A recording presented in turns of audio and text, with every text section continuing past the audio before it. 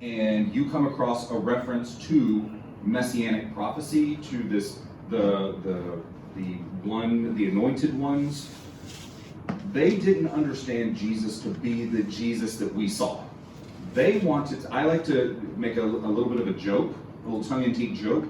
The ancient Israelites wanted GI Jesus, meaning they wanted a military king. They wanted a Davidic king. They thought that Jesus was going to come in on his, war chariot. He was going to establish a kingdom based in Jerusalem, and he was going to be a very fearsome military leader.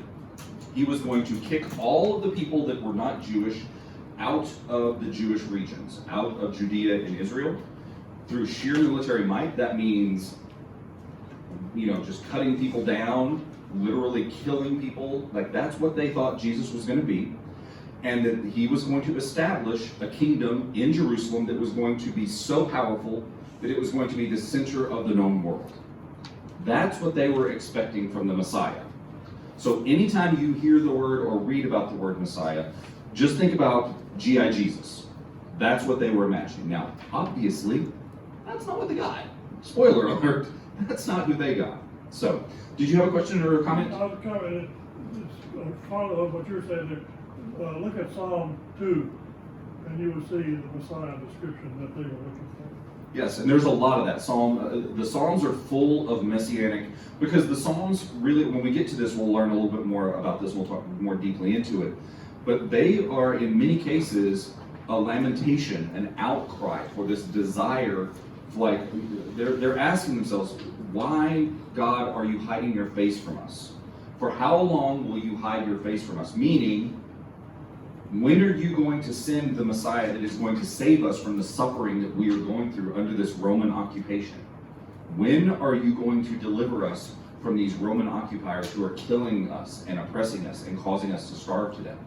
When are you going to send back your blessings? That's the kind of Messiah that they were asking for, a military leader that was going to change the world through sheer military might. Now again, hindsight being 2020, we understand that the Messiah did change the world very profoundly. We're talking about the Messiah today, and the impact to the world has been profoundly changed and shaped by Jesus' presence. But that's not what the Jews were expecting. Okay, so that's important, very important to remember as you read the scriptures.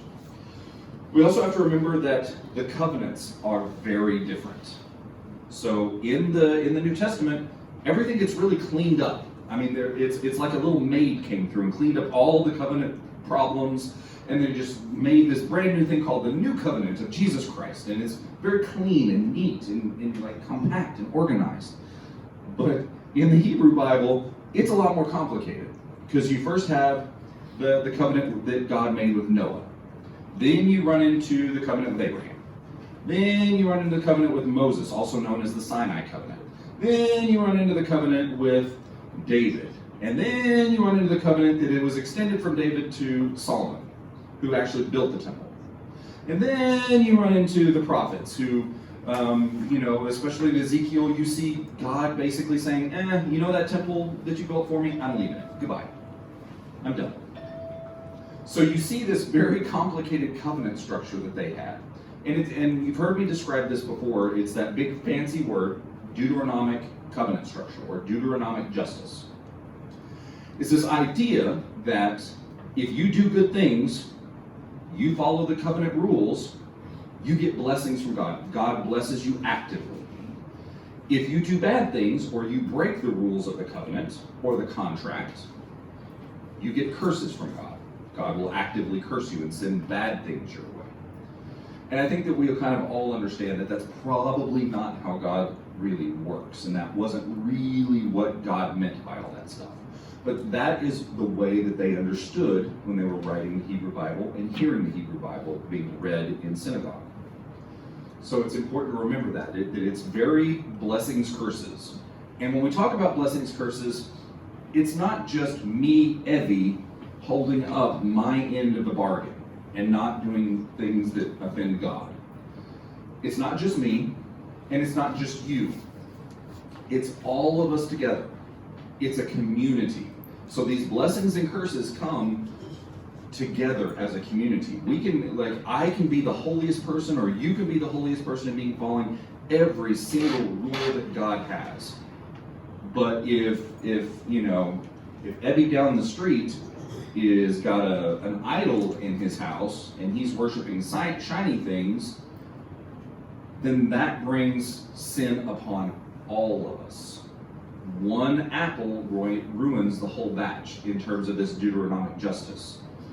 And it's not fair, but that's the way that this worked. This Deuteronomic justice system that we see in the Hebrew Bible, where people are constantly lamenting, the prophets are constantly lamenting the ways in which the Hebrew people turned their backs on God. Well, do you think that everybody suddenly stopped being Jewish?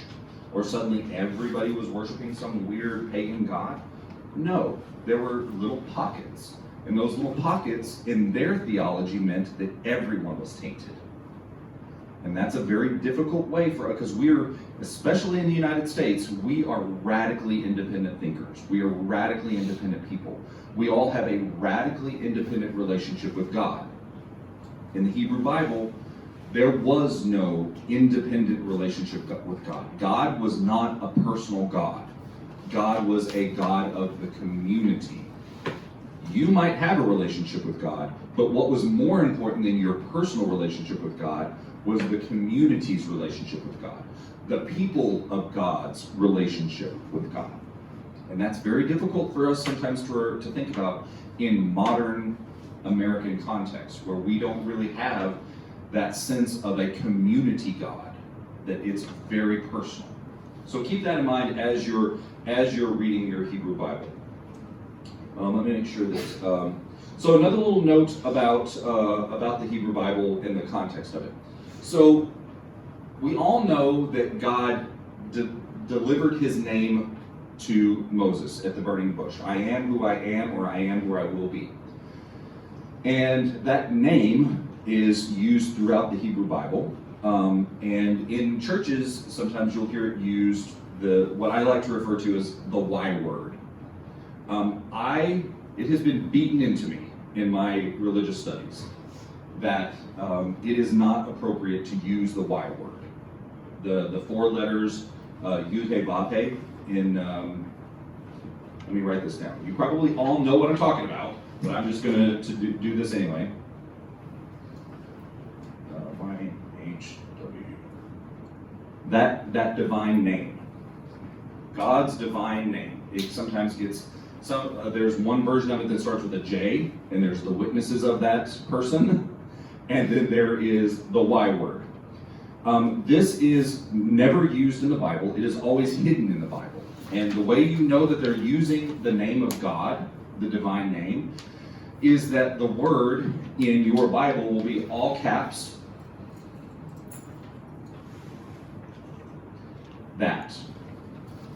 That word is roughly translated, was not translated, it's covered up by the word Adonai. Adonai. Adonai. That means Lord or Master. So whenever the ancient Hebrews wanted to use the name of God, they believed, and I think that there is something to this, God spoke the universe into existence. God said, let there be light, and there was light, right? God used His own voice, God's own voice, to speak everything into existence. So the ancient Hebrews understood that, or believed that the voice of God, the name of God, the sound of God's very name had creative power. It had something to it. There was something very divinely magical, mystical, mysterious about it. And you never use the name of God, because as something can be fiercely, beautifully creative, it can also be ferociously destructive. And so there was only one person who ever spoke the name of God out loud, and that was the high priest, who went into the inner sanctum of the temple or the tabernacle whenever they were roaming the desert.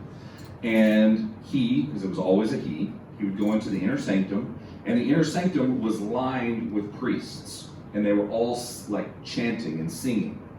The reason that they were chanting and singing is so that the name of God could not be heard outside the inner sanctum. So that word of power, that powerful creative force that is God's name, could never be heard outside the temple, outside the most inner sanctum, where God's very presence was believed to be. So this word, this Y word as I refer to it, is sacred to the Hebrew people. It is so sacred, in fact, that they hide it, that they cover it up, so it never gets said out loud. And so I would encourage you it was impressed upon me that as respect to the Jewish people, we don't use that word. You can use any other word you want. In fact, in seminary, we had, in my Hebrew Bible studies class, we had an entire exercise where we were expected to use divine language that was different every time. So sometimes we would refer to God as the Ancient of Days from the Psalms. Sometimes we would refer to God as the great creator, the great architect of the universe. Any language that you want except that word. And my Hebrew Bible professor would stop class if somebody accidentally used it, because we're Christians. This is not something that we normally deal with. We hear this word in sermons, you hear it all over the place. It's very common for that name to be used kind of just in normal conversation. But we have to understand that in the tradition that this was written, and when we're talking about it, the respectful thing to do is to use other divine language. So whenever I'm talking about this, I'm always going to use other divine language, and I've gotten into a very good habit after being beaten over the head, because I use this word a lot in my seminary studies early on. But I've gotten out of the habit of using that word so that as to show respect to the Jewish people. Yes, ma'am? I read something somewhere, and for the life of me, I can't remember where I read it, that the YHWH is not actually a word, but it's two sounds.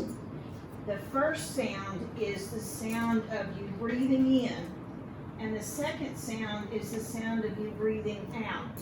And so although you're not saying the word, you're living it. Absolutely.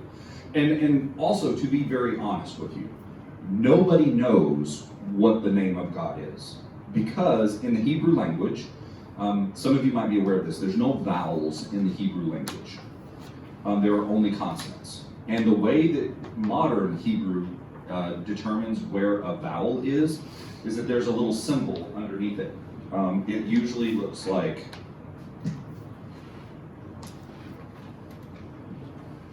and so you'll have like a letter. I'm starting to really mess this up and make it messy. So I'm just going to make this up because I am not a Hebrew expert, but let's say here,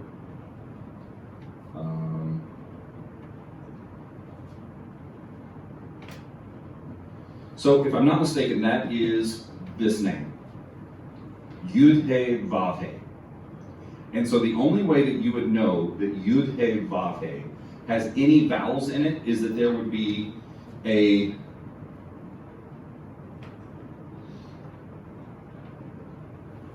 that would be in subscript underneath the letter. So you would see like a little subscript under the letter, and that is how a Hebrew speaker knows that the letter that follows this letter is a vowel. And it's a specific vowel. It might be an A, it might be an E, it might be an O sound. I'm not exactly sure what each one of these little symbols mean. And it depends on which letter it's attached to as to what sound comes next. Well, guess what? Here's what makes things super complicated. The Hebrew Bible, in the original Hebrew, did not have those symbols on it.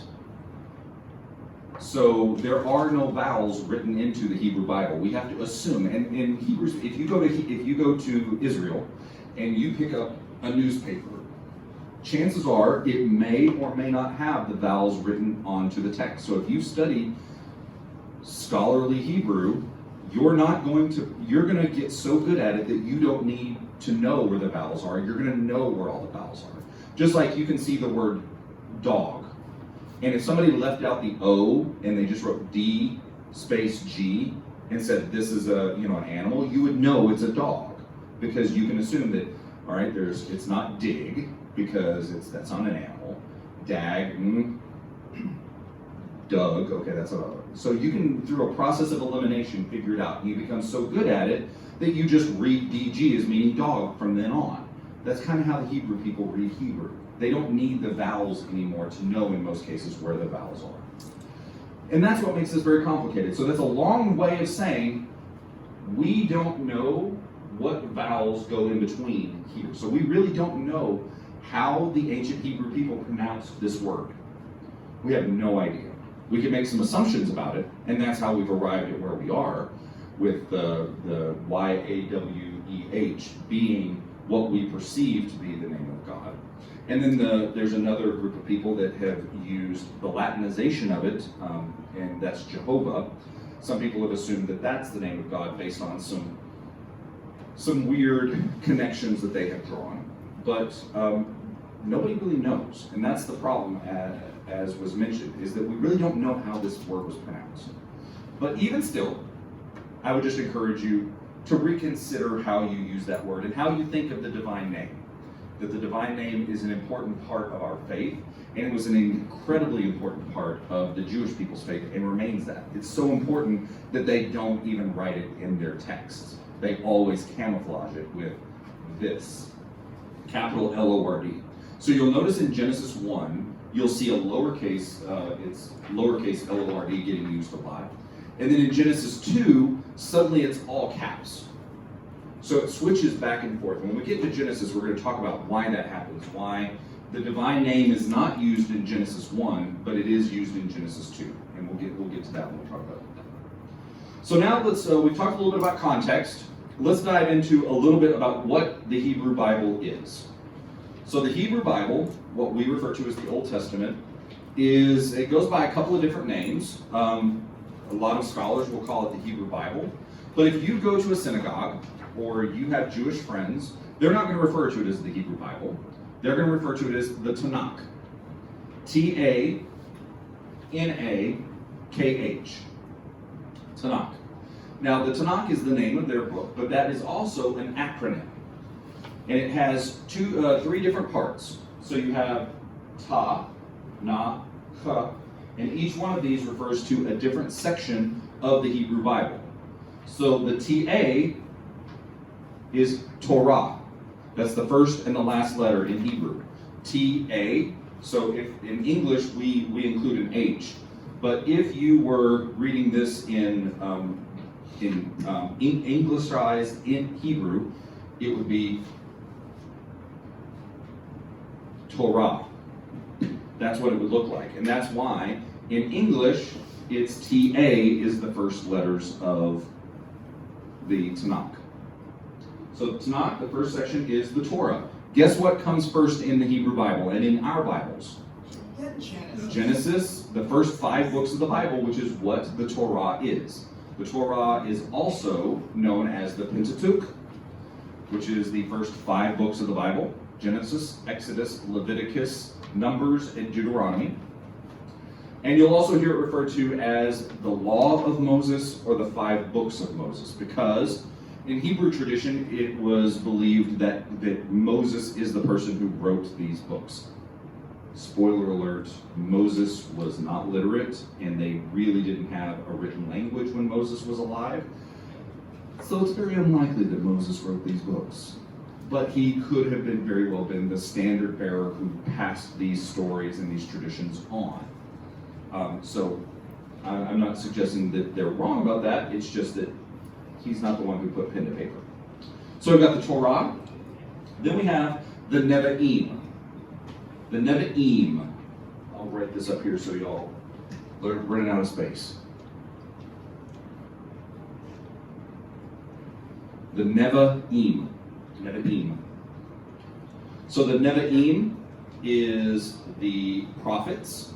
So in the Hebrew Bible, you get the first 5 books of the Bible, and then you get all the prophets lumped together, the next section. And then you have the Ketuvim.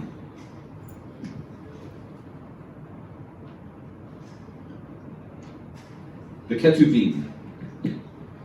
Ketuvim is the writings. So everything else, so when you're talking about Kings and Samuel and Judges and all of that stuff, that's all lumped together towards the end of the Hebrew Bible. So the first part is the Torah, the Nevi'im, which is the prophets, and then the Ketuvim is the writings.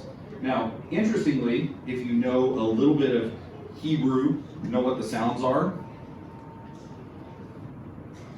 That makes it plural. So if you see the letters I, M at the end of a Hebrew word, that means it's plural. That means there's more than one. So in the Nevi'im, there's more than one prophet, and in the Ketuvim, there is more than one writing. So that's where you get Chronicles, Kings, all that stuff. Anywho, y'all didn't even know y'all were going to get a Hebrew Bible lesson today, were you? It's a big subject, and the reason that I wanted to bring this to you guys' attention is because we're going to be talking about the Torah first. So we're going to be talking about, starting next week, we're going to be talking about the book of Genesis, then Exodus, and then Leviticus, and then Numbers, and then Deuteronomy. But I wanted you to have a little bit of history about how this book is structured in the Hebrew world, so that when you're reading it as though you're thinking about the Hebrew tradition. And it helps to understand how this book was compiled, the order that it's different. Dennis held up a version of the Tanakh that he brought. And if you thumb through that, you're going to see it in a different order than your Hebrew Bible in your New Testament, or excuse me, in your Old Testament portion of your Bible. It's going to be in a completely different order. All the books are the same, which is convenient. It's just in a completely different order because they've ordered it differently than we have. We've done more of a historical kind of, whoever put together the Hebrew Bible for Protestants, and Roman Catholics too. They try to do a little bit more of a chronological, starting with the beginning of time and working through all the histories. That's why right after you get out of Deuteronomy, you get into the Samuels, and then you get into Judges, and then you get into Kings and Second Kings, and then you start getting into the prophets a little bit later on, and then later in there you get into Chronicles because it was written so much later. So, let's talk about the books of the Bible. The books of the Bible, the first 5 books, the Pentateuch, the Torah, the Law of Moses, it's Genesis, Exodus, Leviticus, Numbers, and Deuteronomy. And then there's a timeline. And the reason that I have the second little section, if you turn your page onto the next page of your handout, you're going to see a timeline.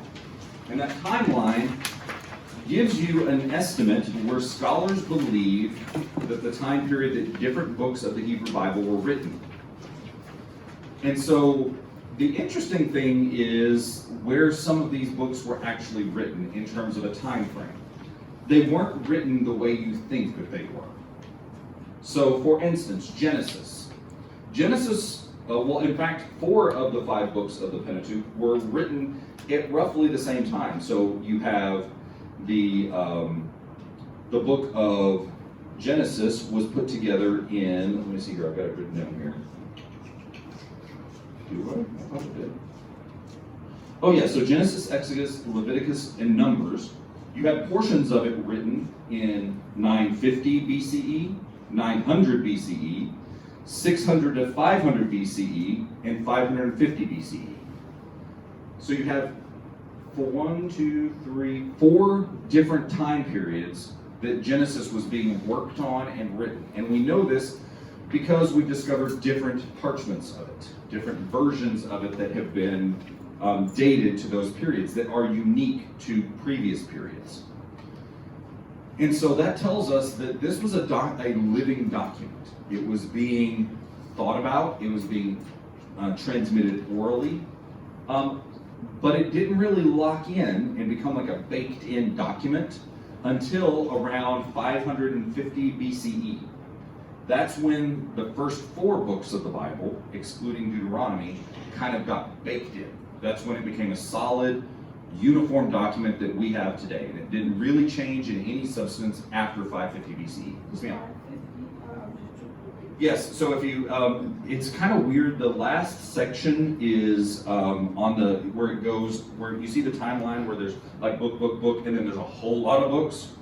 The last time that it was touched up is in that big stack. So if you look through that list of It's the 1, 2, 3, the fourth one down. That was on that big kind of high peak. That's the last time in history that most scholars believe that the first 4 books of the Hebrew Bible were filled with in any substantial way. And this also happens to be because we'll get a little bit more into this. I won't dive too deeply into this because it gets very convoluted very fast. But essentially, there are 4 different patchwork quilts of Genesis that were woven together. So if you think about if anybody knows how to quilt, or if your grandmother quilted, or somebody in your family quilts, you know that you basically get like a piece of fabric and you sew it to another piece of fabric. And once you get a whole bunch of pieces of fabric together, you have a beautiful quilt, right? That's how Genesis operates. Genesis 1, and we'll get into this next week, Genesis 1 is one quilt piece, one piece of fabric. Genesis 2 is an entirely different quilt piece of fabric. And they were woven together in the book of Genesis. So the reason we know this, Genesis 1 has a creation story, correct? In the beginning, God created the heavens and the earth was without form and void, blah, blah, blah.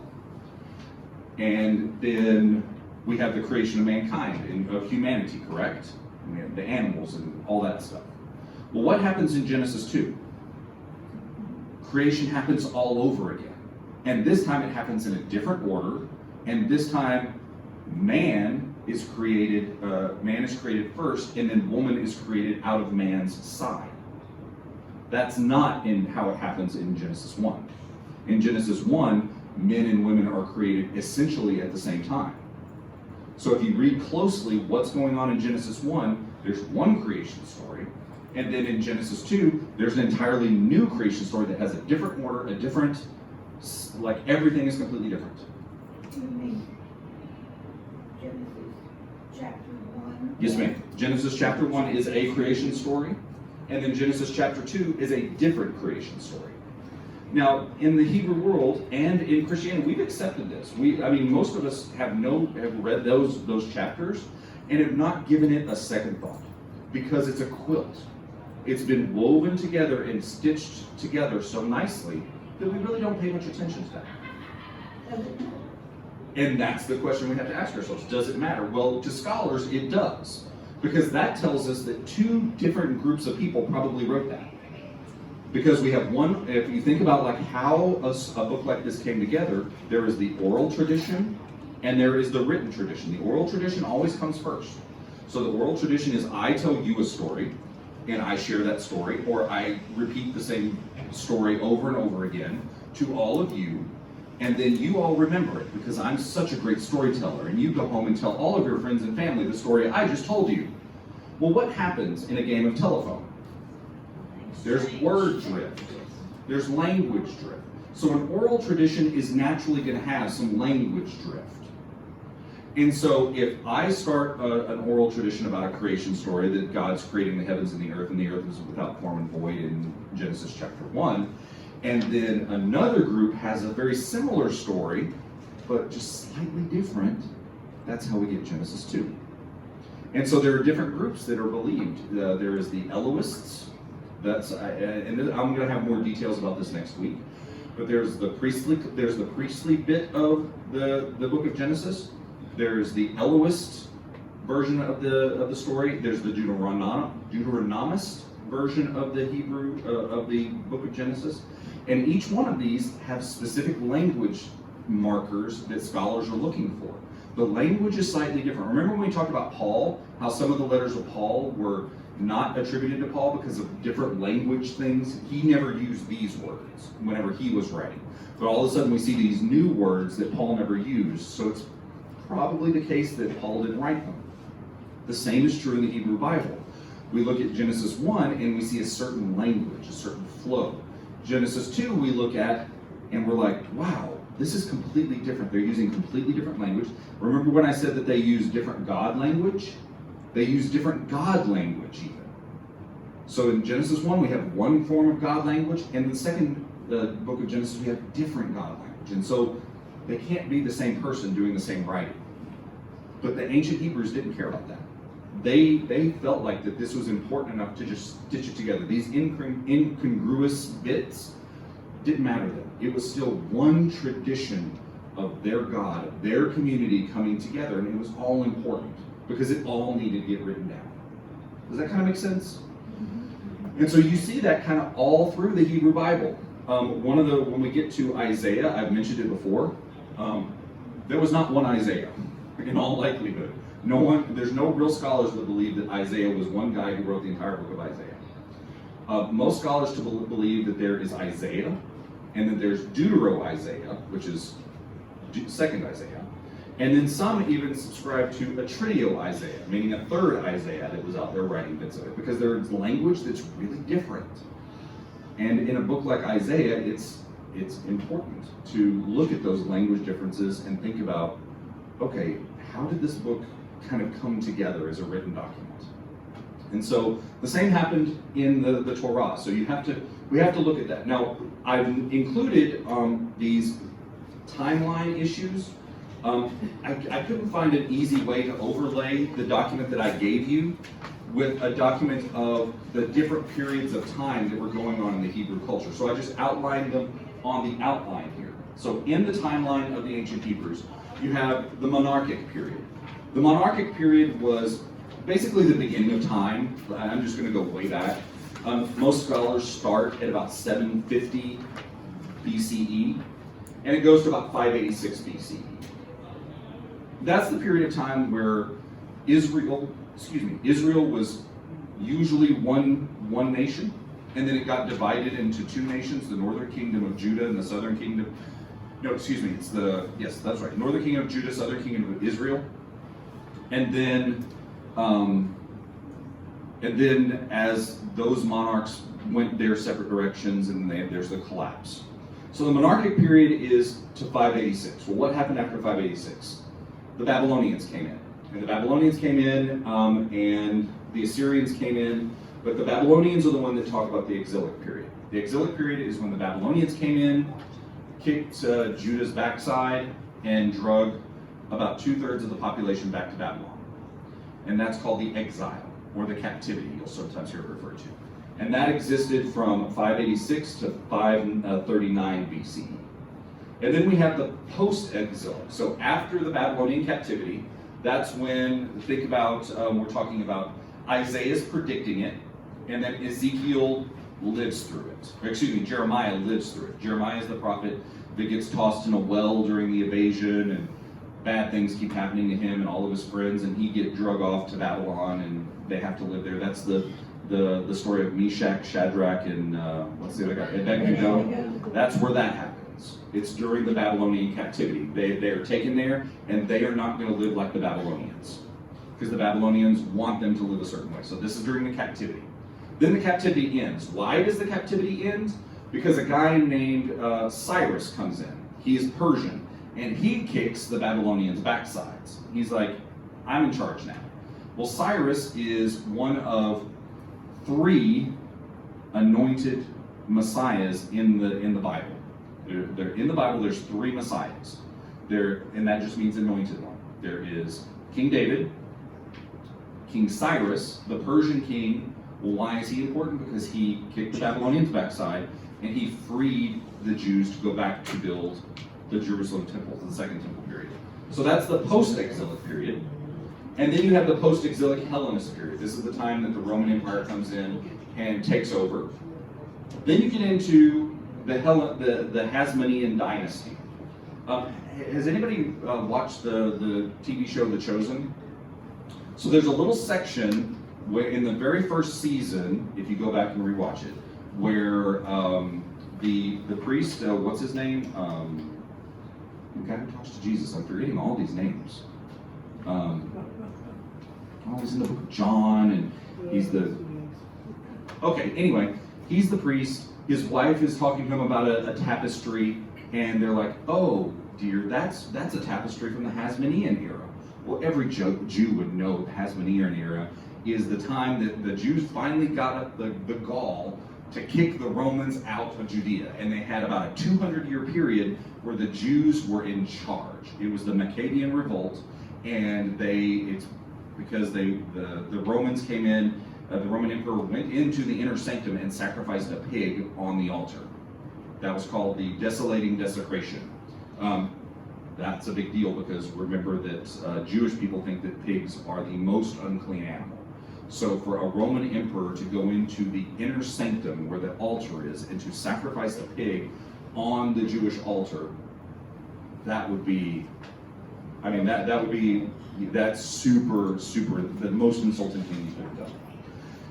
And so that's that time period. And then after that, the Romans are like, okay, you kicked us out once, we're not going to let you do it again. So they sweep back in, and that's the Roman Empire that we see in the New Testament, where it's very oppressive, lots of people getting killed. So I've included dates, and I wish that there was an easy way to do this and that we had some time to do this. But if you look at the time periods, you can see when each one of these on the timeline were written. So if you look at that big chunk of books that all get written at the same time, on your outline, there's a big, 10 books that are all kind of written in and around the same time frame. That's during the post-exilic period. That's during the period of time that the Jews were in captivity and they're being brought back to the Jerusalem area. Why would that be a time when everything's getting written down? Think about that as a culture. Everything was destroyed at the temple. Remember, the Ark of the Covenant disappears during the Babylonian captivity. Nobody knows what happened to the Ark of the Covenant after the Babylonians came in and sacked the temple. So the Jews are coming back from this long captivity where they were slaves and they weren't allowed to speak their own language in public. They weren't allowed to worship publicly the way they wanted, but they held on to their faith very strongly. So when they have the freedom to go back to Jerusalem, what do?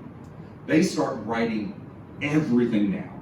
They want their culture and their scriptures written as much as possible. And so that's why you see this huge, just like vomiting of information onto paper during that kind of middle section of the timeline. So much information is being written down during that time. So much is like being baked in. That's when Exodus, Genesis, Leviticus, and Numbers are kind of baked in, is during that period when they are so passionate about getting their culture down because they never want their culture to be destroyed again.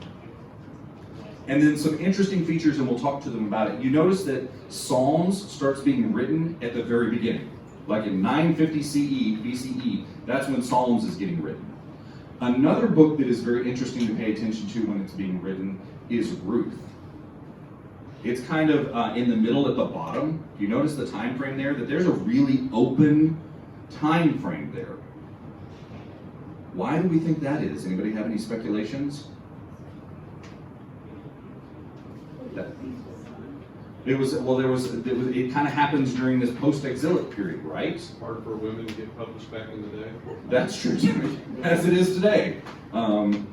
If you look on, there's this great timeline on the back.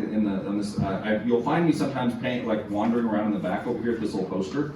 That's Jesus's genealogy back there. If you look kind of like in the middle bottom, you'll find Ruth and Naomi. Ruth and Naomi are the linchpin, the thing that holds Jesus's chronology and genealogy together. Without Ruth, Jesus can't be part of the line of David.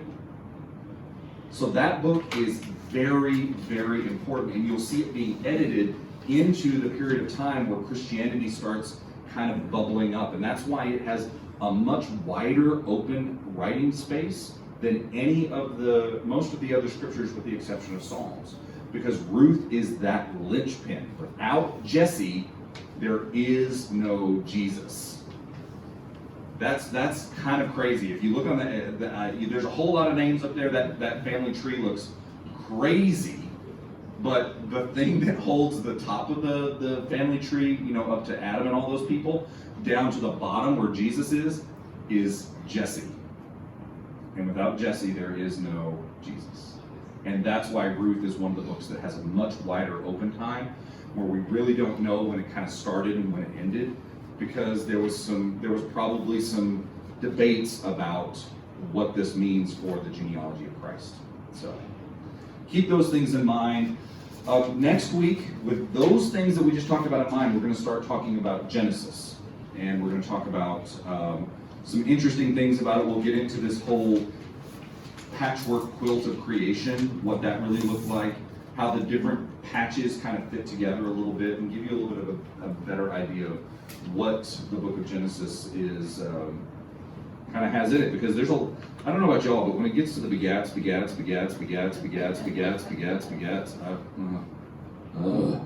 that's a hard bit to get through. But once you kind of get through that, it's a very interesting and fascinating book, especially when you get into things like the curse of Ham and all of that stuff. So, as always, I'll be hanging out for a little bit to answer questions, and then otherwise, I will see you guys next week for the talk about Genesis.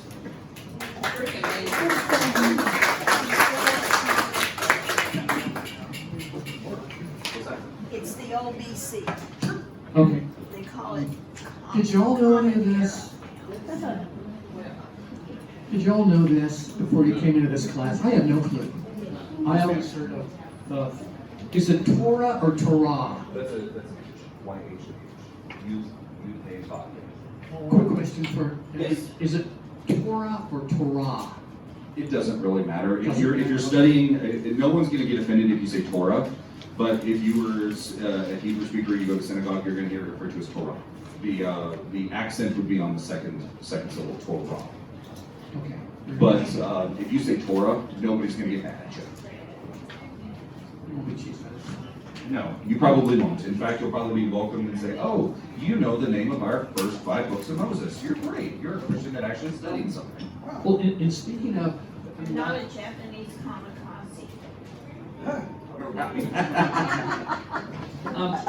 in speaking of that time that you can't pronounce the name of the Lord, my business manager on my program was Jewish, a nice practicing Jew, which was wonderful, and we'd be exchanging letters about philosophies about God, and I'd write it like this, right?